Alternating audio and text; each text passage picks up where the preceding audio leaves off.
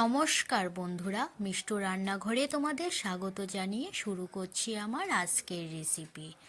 আমার আজকের রেসিপি হলো পনির দিয়ে ফুলকপি আলুর ডালনা। এই রেসিপিটি কিভাবে রান্না করে তা প্রায় সবাই জানে, আর আমি কিভাবে পনির দিয়ে ফুলকপি রান্না করি আজ তোমাদের সাথে শেয়ার করব। তার জন্য আমি এখানে নিয়েছি দুটো ফুলকপি, মটরশুঁটি, আলু আর একটা টমেটো, আর নিয়ে নিচ্ছি পনির। আর পনির দিয়ে ফুলকপি আলু ডালনা বানাতে আমার যা যা লাগবে মশলা তা হলো কাঁচা লঙ্কা, চারমগজ, জিরে ধনে,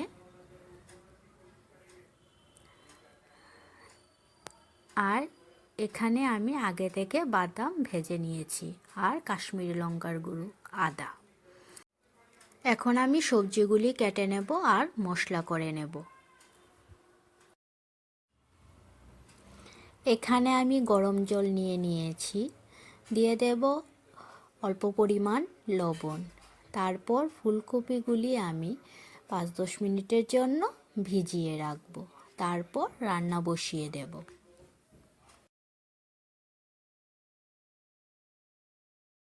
ফুলকপিগুলি আমি জল থেকে উঠিয়ে নিয়েছি। গ্যাসে আমি কড়াই বসিয়ে দিয়েছি, দিয়ে দেব সর্ষের তেল।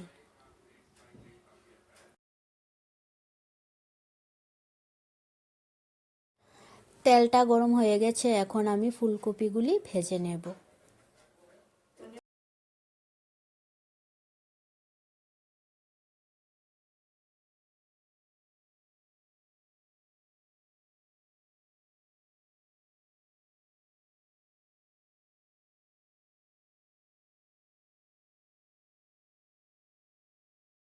ফুলকপিগুলি ভাজা হয়ে গেছে, এখন আমি থালায় নামিয়ে নেব।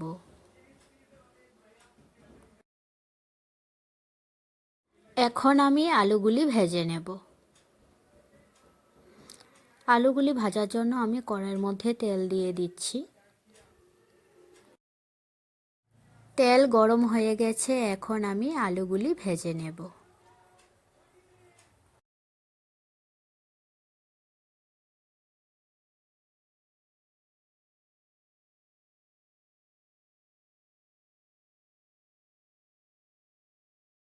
আলুগুলি ভাজা হয়ে গেছে, এখন আমি আলুগুলি থালায় তুলে নেব।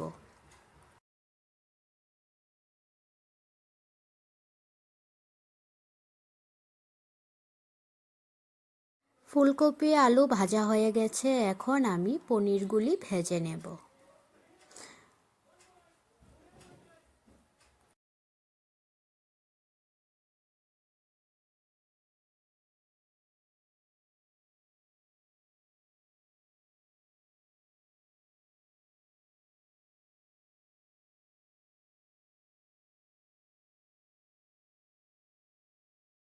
পনিরগুলি ভাজা হয়ে গেছে, এখন আমি পনিরগুলি বাটিতে নামিয়ে নেব।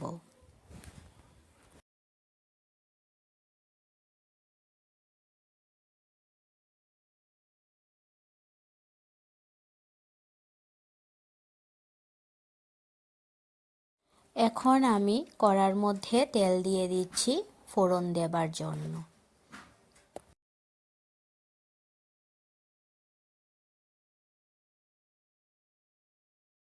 তেল গরম হয়ে গেছে, ফোড়নে আমি দিয়ে দেব একটা শুকনো লঙ্কা, তেজপাতা। শুকনো লঙ্কাটা যখন একটু কালচে ভাব ধরবে তখন আমি দিয়ে দেব 5 ফোড়ন। 5 ফোড়নটা যখন কালো হয়ে আসবে তখন আমি একে একে সব মশলা দিয়ে দেব।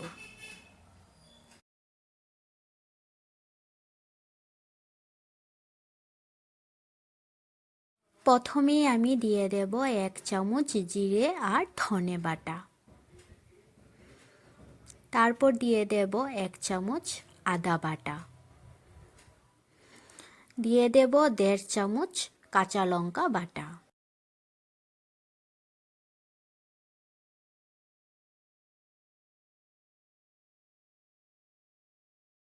মশলাটাকে আমি হালকা নাড়াচাড়া করে তারপর দিয়ে দেব 1 চামচ কাশ্মীরি লঙ্কার গুঁড়ো।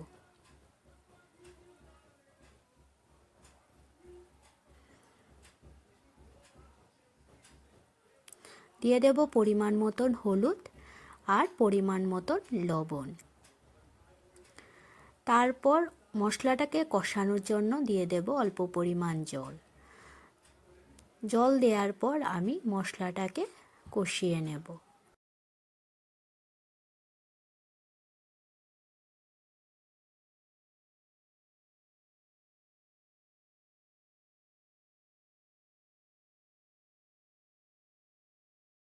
মশলাটা কষানো হয়ে গেছে, এখন আমি দিয়ে দেব টমেটো আর মটরশুঁটি। টমেটো আর মটরশুঁটি দেওয়ার পর আমি আরও কিছুক্ষণ মশলাটাকে কষিয়ে নেব।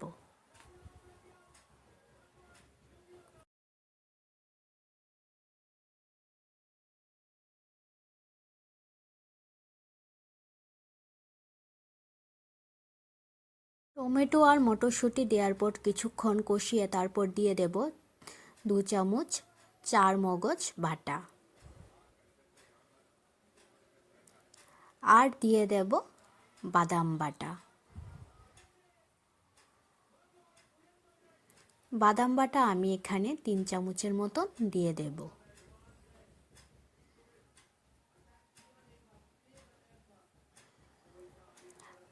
চারমগজ আর বাদাম বাটা দেওয়ার পর আমি আরও কিছুক্ষণ মশলাটাকে কষিয়ে নেব।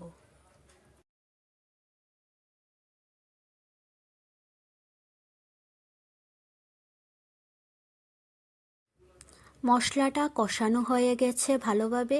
এখন আমি দিয়ে দেব আগে থেকে ভেজে রাখা ফুলকপি আর আলু।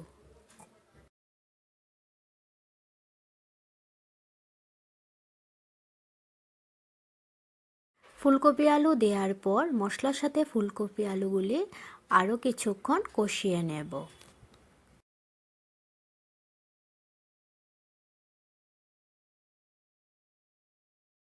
মশলার সাথে ফুলকপি আলু কষানো হয়ে গেছে, এখন আমি জল দিয়ে দেব ঝোলের জন্য।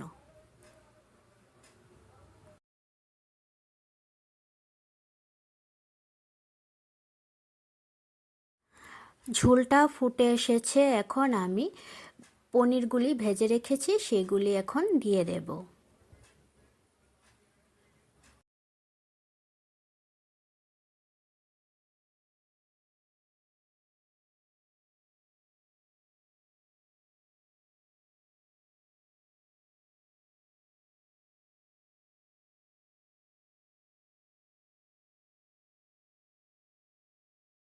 এখন আমি দিয়ে দেব অল্প পরিমাণ চিনি।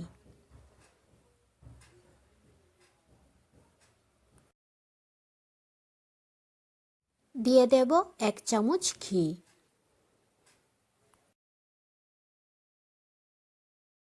এখন দিয়ে দেব গরম মশলা।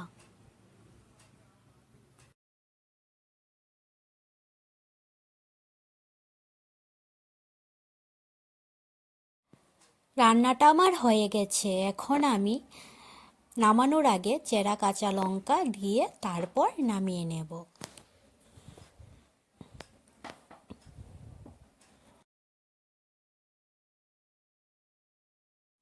আমার রেসিপিটি যদি ভালো লেগে থাকে তাহলে লাইক আর সাবস্ক্রাইব করে দেবে।